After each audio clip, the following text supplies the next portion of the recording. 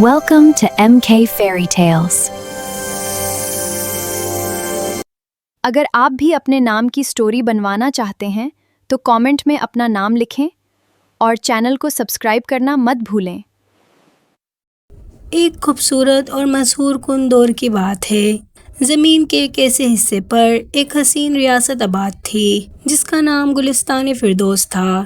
یہ ریاست اپنی تر و تازہ خوشبوؤں اور انگت رنگ برنگے پھولوں کی وجہ سے پوری دنیا میں مشہور تھی۔ یہاں کے باغات میں دنیا کے نایاب ترین پھول کھلتے تھے جن کی مہک سے دور دور تک کے راستے مہک اٹھتے تھے۔ اس ریاست کے شاہی محل کا نام گلاب محل تھا جو گلابی سنگ مرمر اور شیشے سے بنا ہوا تھا۔ اس محل میں ایک دلکش، مہربان اور قدرت سے بے پناہ محبت کرنے والی شہزادی رہتی تھی جس کا نام سائرہ تھا۔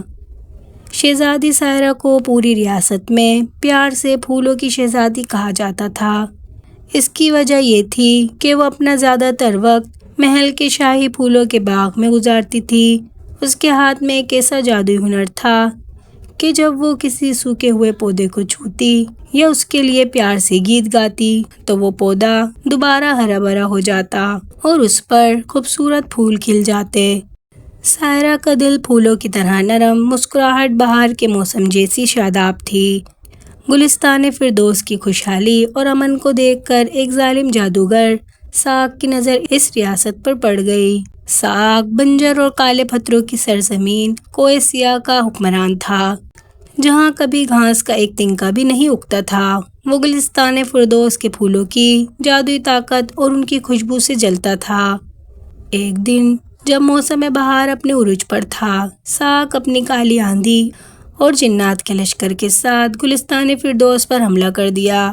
اس کی کالی آندھی جہاں جہاں سے گزری وہاں کے ہریالی باغات پل بھر میں سیاہ راکھ بن گئے۔ جب یہ تباہی محل تک پہنچی تو محل کا شاہی باغ بھی مرجھانے لگا، پھولوں کی رونق ختم ہونے لگی اور شہزادی سائرہ کے چہرے پر غم کے بادل چھا گئے۔ دربار میں شور مچ گیا۔ بوڑھے وزیر اور مشیر خوفزدہ ہو کر ساگ کے سامنے گھٹنے ٹیکنے کا مشورہ دے رہے تھے کیونکہ ساگ نے پیغام بھیجا تھا، اگر اپنی ریاست کو بچانا چاہتے ہو تو شہزادی سائرہ کو ہمارے حوالے کر دو اور گلستان فردوس کے سارے باغات کی ملکیت ہمارے نام کر دو۔ جب سائرہ نے یہ سنا تو اس کی آنکھوں میں آنسو کے بجائے غصے اور عزم کی چمک پیدا ہوئی۔ وہ اپنی جگہ سے اٹھی، اپنے پھولوں جیسے ہلکے سبز اور گلابی لباس کے دامن کو سنبھالا اور مضبوط آواز میں کہا، ابا حضور، یہ پھول ہمارے اجداد کی امانت ہیں اور یہ زمین ہماری ماں ہے۔ میں زندہ ہوتے ہوئے اپنے گھر کو اس ظالم کی نظر نہیں ہونے دوں گی۔ میں پھولوں کی شہزادی ہوں اور فطرت کبھی ہار نہیں مانتی۔ سائرہ نے تنہا ہی کوہ سیاہ کے ظالم جادوگر کے خلاف جنگ لڑنے کا فیصلہ کیا۔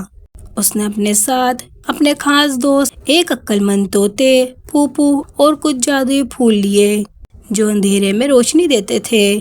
سائرہ نے کوہ سیاہ کی طرف سفر شروع کیا۔ وہ خطرناک اور پتھریلے راستوں کو پار کرتے ہوئے ساگ کے قلعے کے دروازے پر پہنچ گئی۔ ساگ اسے دیکھ کر کہکا لگا کر ہنسا اور بولا، نادان لڑکی، تو اکیلے میرے بنجر قلعے میں آئی ہے۔ یہاں نہ کوئی پانی ہے اور نہ کوئی پھول، تو میرا کیا بگاڑ لے گی؟ سائرہ بالکل نہیں گھبرائی۔ اس نے مسکرا کر کہا، اصل طاقت مٹی اور پانی میں نہیں بلکہ نیت اور محبت میں ہوتی ہے۔ یہ کہہ کر سائرہ نے اپنے ساتھ لایا ہوا حیات نور کا جادوئی بیج زمین میں ڈالا اور اس پر اپنے ہاتھ کا لمس رکھا۔ اس کے ہاتھ کے چھوتے ہی کوہ سیاہ کی بنجر زمین میں ایک زبردست روشنی چمکی۔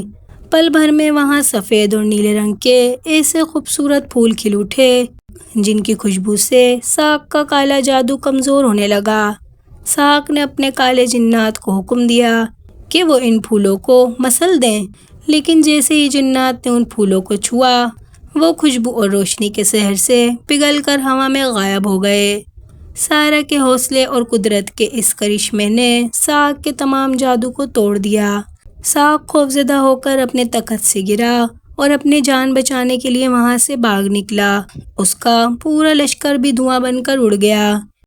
جب سائرہ واپس گلستان فردوس لوٹی تو اس کا استقبال پوری رعایا نے پھولوں کی روشنی کر کے کیا۔ جہاں جہاں کالی آندھی نے تباہی مچائی تھی، سائرہ کے قدم پڑتے ہی وہاں پہلے سے بھی زیادہ حسین اور شاداب پھول کھل اٹھے۔ اس دن کے بعد گلستان فردوس میں کبھی خزاں نہیں آئی۔ شہزادی سائرہ نے ریاست میں ایک مقدس باغ کی بنیاد رکھی، جہاں یتیم اور غریب بچوں کو پودے لگانے، ان کی دیکھ بھال کرنے اور قدرت سے محبت کرنے کی تربیت دی جاتی تھی۔ پھولوں کی شہزادی سائرہ کی یہ کہانی آج بھی گلستان فردوس کی ہواؤں میں گونجتی ہے، اور بچے فخر سے گاتے ہیں کہ جب عزم سچا ہو تو ایک نازک پھول بھی طوفانوں کا رخ موڑ سکتا ہے۔